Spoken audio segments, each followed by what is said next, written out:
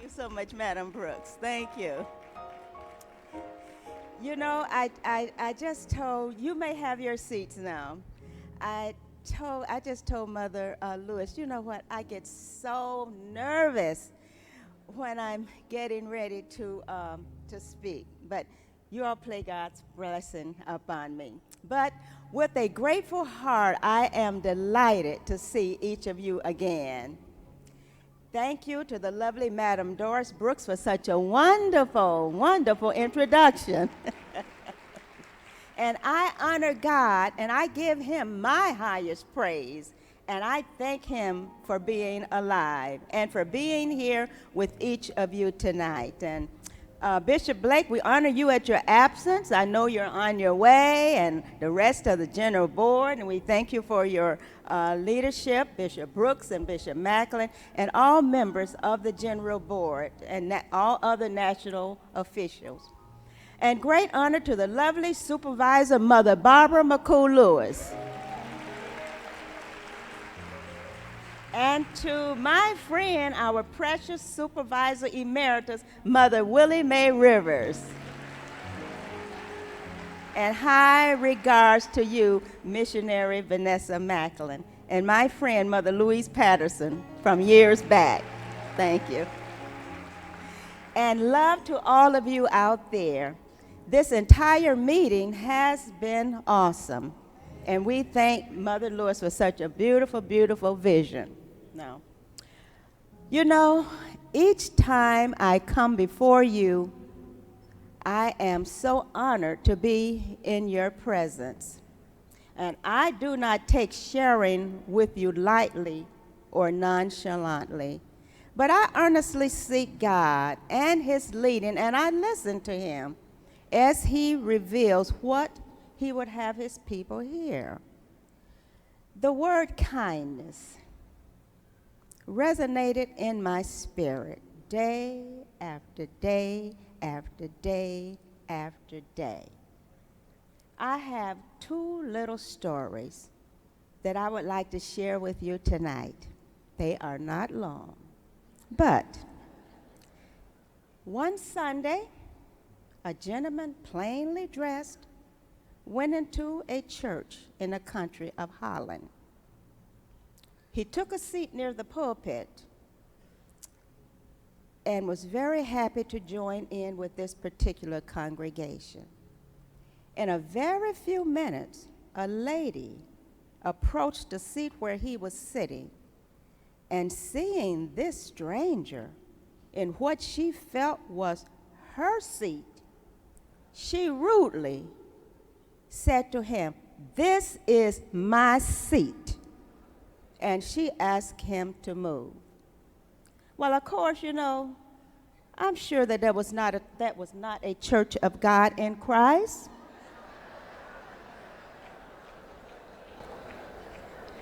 Because we in the church of God in Christ do not have this issue with seats.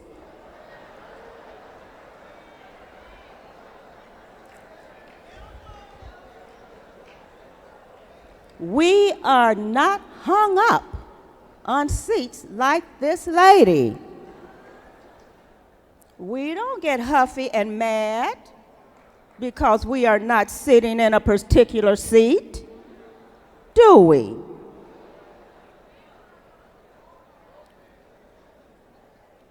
Well, the visitor got up, took a seat in an obscure area, and joined fervently in the service. And when the service was over, one of the woman's friends came to her and asked if she knew who it was whom she had ordered out of her seat. And she said, "Oh, no, but I suppose it was some stranger that just walked in from off the street." "Well, no," said the other lady, "that was not some off-the-street stranger who just happened to walk in. That was the King of Sweden. That was King Oscar. He is in this country visiting the Queen. And I'm sure that he just came by to spend some time with us in our service." Think about that. Think about that occurrence. And while you're thinking about that one, let me tell you this little story. A man saw a limousine broken down on a roadway. I can't figure what's wrong, said the limo driver. So the man who just walked up took a look under the hood and quickly spotted the trouble. And in a few minutes, he had the engine running again. The limo driver offered to pay him, but the man refused, saying that he just wanted to help out. And as he turned to go away, the rear window of the limo went down. And thank you very much for your help, the passenger from the inside said. How can I repay you? And looking inside, the man recognized the wealthy banker from the town who had a bouquet of flowers that he was carrying home to his wife. And the gentleman asked again, how can I repay you? And again, the man refused payment, but he asked for one favor. And looking at the flowers, he said, now could you send my wife some of those beautiful flowers? She would be so thrilled. Consider it done, the banker replied, then asked the man for his address. They parted company. The man only half expected to ever hear from the banker again. But the next day, a truck pulled up to the man's house with flowers, and his wife answered the door. Attached to the bouquet of flowers was a note that said, you are blessed to be married to such a caring person. When I offered to pay your husband for his act of kindness, he thought only of you, his wife. And then at the end of the note, there was a P.S. that said, although your husband refused any reward, I have canceled the entire mortgage on your house. And as of now, your home is paid in full. Because such virtue of kindness should be rewarded. Now, what can I say about kindness? What can I say about kindness? Now, both of these are beautiful stories showing both unkindness and kindness in action. One shows the shame and embarrassment that can come from being unkind, and one shows the unexpected blessing that can come from being kind. But you know, kindness shows itself in different ways. In many cases, it is shown by the way that you act, your attitude, your persona, your speech, your demeanor. I'm sure that this particular lady who made a visitor move never equated kindness with her speech and actions. A short-sighted person could almost believe that the moral here is to be kind because you never know who you are dealing with. They might be a super important or wealthy. But that's not what I want to stress here. I want to stress that everyone is very important. We are all precious to God. And if God extends grace to all of us, then surely we can extend love and kindness to all. 1 Corinthians 13, 3 through 6. Lets us know the importance of love and kindness. It says, no matter what you do, but if you do not have love, it profits you nothing. Love suffers long. It is kind. Love does not envy. Love does not parade itself. It is not puffed up. Love does not behave rudely. Love does not speak its own. It is not provoked and thinks no evil. It doesn't always have to be things or money, but just uplifting and encouraging others. The way that you talk to others, deliberately and subtly trying to put them down to make them look small and insignificant is not being kind. Kindness is not trying to show someone else up as inefficient, to prove and promote yourself as being smarter or greater than they. Love and kindness will not allow you to do or say anything that will hurt another person.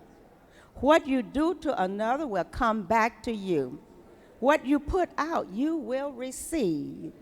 You have to will yourself to be kind and giving to others, or you will miss the best part of living. Not that you receive so much, but that you give. You can't give kindness away.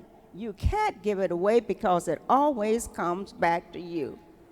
Do or say something every day that will encourage or uplift someone else. What do you have to lose from just making someone else feel good by your actions or by your words? It takes nothing away from you at all. I have mentioned several times about perfume. Ladies, we all like perfume. Perfume smells good on you. 6 to 10 people can smell the sweet smell that originates from you. Now, since those 6 to 10 people can smell the perfume that you have on, does the aroma become any less intense on you just because other people can smell it? No, it doesn't. But yet from you they are receiving something good. Being kind shows God that you've learned the most important lesson there is to learn, that we truly love one another as Christ loves us. Christ said that the world would know his disciples by their love. One of the greatest and most powerful contributors to kindness and unkindness is your tongue. Proverbs 15:4 and James 3:1-11 speaks specifically about it. It is referred to as a tree of life, which bears fruit according to the words that flow from us. Death and life are in the power of your tongue. Your tongue can speak wonderful words of life. Proverbs 15:4. A wholesome tongue is a tree of life. The tongue has the power to promote evil or good. It is not kind to utter harmful words involving yourself in tale-bearing, spreading rumors and gossip to a person or about others. Cruel and unkind words can break a person's spirit. Our words are powerful and sharp weapons. They are painful. They are ugly. Words flowing from our mouth can hurt and devastate persons. You cannot speak negative words of hate and unkindness from your mouth and then reach out and grab those words and put them back into your mouth. Oh no, what you say from your lips are gone like feathers in the wind. Your own soul is nourished when you are kind. It is destroyed when you are cruel. Critical words cause sadness and anger. Proverbs 11:17 lets us know that kind words are like honey, enjoyable and healthy. The person who tries to be good, loving, and kind finds life, righteousness, and honor. Proverbs 21:21. There is joy in making other people feel good about themselves. Say things to build confidence and self-esteem in others. I feel good when I do this. And really, when you do this, your heart goes out of itself, gets larger and full of joy. And this is one of the great secrets of the inner life. We do ourselves the most good by being kind to others. We should approach every person and situation looking for ways to be kind and considerate, even if our kindness is sometimes not returned. He who sows courtesy reaps friendship, and he who plants kindness gathers love. Kindness is tenderness. Kindness is love. Kindness is not a sign of weakness, but kindness is a sign of great strength. And I close with words from Longfellow. Kind hearts are the gardens. Kind thoughts are the roots. Kind words are the flowers. Kind deeds are the fruits. Take care of your garden and keep out the weeds. Fill it with sunshine. kind words and kind deeds. And may God continue and shower his blessings upon each of you.